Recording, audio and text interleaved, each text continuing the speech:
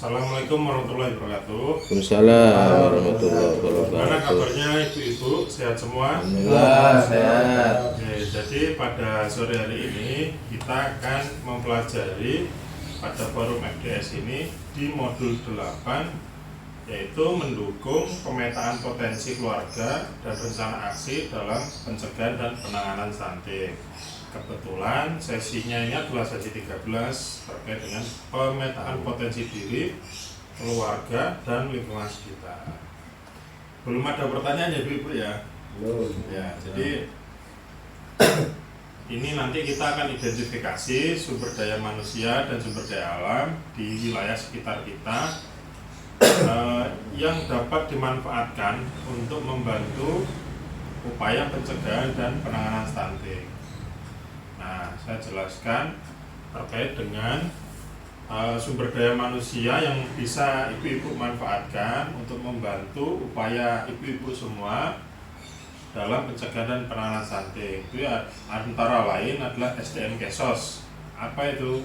Jadi SDM Kesos itu adalah sumber daya manusia kesejahteraan sosial, di mana antara lain ada kader posyandu, bidan desa, pendamping sosial PKH, TKSK, SLRT, dan PSN. Terus peran-peran mereka ini dalam upaya pencegahan stunting itu sebagai fasilitator, mediator, edukator, motivator, advokator dalam pencegahan dan penanganan stunting. Ya, bila ada keluarga yang mengalami kasus stunting dan tidak memiliki kemampuan untuk mengatasi, pendamping dapat memfasilitasi KPM untuk merujuk dan memanfaatkan lembaga yang memberikan pelayanan pencegahan dan penanganan stunting yang ada di sekitar kita. Jadi ibu-ibu yang ada kendala dalam anggota keluarganya mengalami stunting bisa menghubungi saya sebagai pendamping sosial, sehingga saya nanti juga bisa memfasilitasi atau memberikan informasi kepada jenengan semua terkait dengan apa yang harus dilakukan. Jadi terkait dengan SDM Kesos, ada pertanyaan ya Bu ya? Tidak ya? Ya, tidak paham.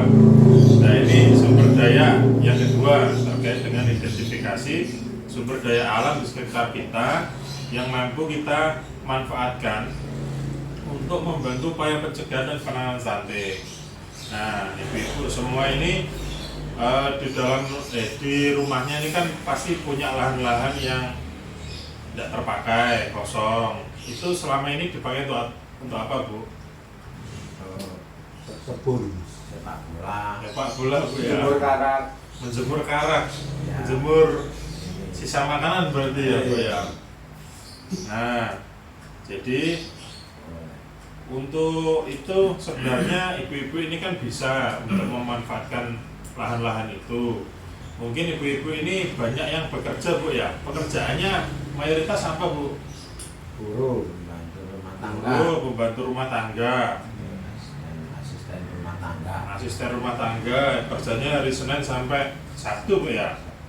Nah, mungkin kalau keluarnya karena tidak ada waktu, mungkin sebenarnya bisa di hari Minggu meluangkan waktu untuk bisa memanfaatkan lahan-lahan yang ada di sekitar kita.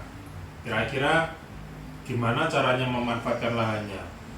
Ada ide atau sudah ada rencana ibu-ibu? Tanami, Pak. Ditanami ya? Pakai pot. Pakai pot, betul. Pakai apa lagi ya? Buat kolam renang, Pak. Dibuat kolam renang.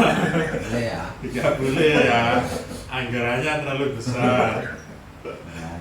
Nanti saya yang diayomi nanti mana? Kolam lele boleh ya. Lele, betul sekali. Tapi untuk memanfaatkan lahan yang dengan biaya sedikit itu bisa dimanfaatkan untuk menanam tanaman atau sayur-sayuran yang berbiaya murah. Itu kalau tidak punya pot atau tidak bisa beli pot juga bisa pakai polybag atau bekas-bekas wadah yang bisa didaur ulang, contoh kayak besek atau yang lain. Itu bisa ditanami bibit cabai, bibit kangkung, terong, atau tomat, sehingga nanti setiap hari Minggu itu kita bertanam dan sisanya Senin sampai hari Sabtu kita tinggal menyiram atau ngasih pupuk kompos, sehingga bisa dimanfaatkan oleh ibu-ibu untuk menambah konsumsi yang bergizi di dalam rumah. Nah, selain itu kan tadi sayur-sayuran dan tanaman ya, bisa juga digunakan untuk ternak seperti Bu Fatkul atau Bu Halim tadi menggunakan ternak lele. Jadi nanti kalau tidak bisa sendiri, bisa lakukan arisan dengan KPM yang lain, atau ternak ayam kampung, hanya beberapa ayam yang digunakan untuk bertelur itu juga bisa.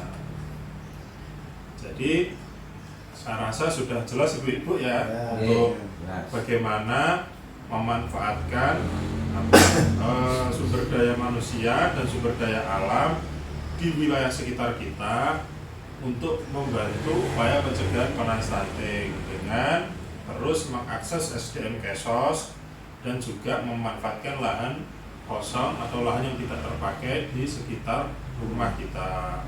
Jadi dengan harapan itu upaya pencegahan risiko stunting itu bisa kita tekan, minimalisir, dan menciptakan hidup ibu KPM menjadi lebih sehat. Oke, untuk sebagai penutup, coba kita tepuk sehat. 1, 2, 3. Tepuk sehat. Sehat. Oke, terima kasih ibu-ibu sudah mengikuti pertemuan FDS atau pertemuan P2K2 kita, dan sampai jumpa di pertemuan kita yang berikutnya. Terima kasih. Wassalamualaikum warahmatullahi wabarakatuh.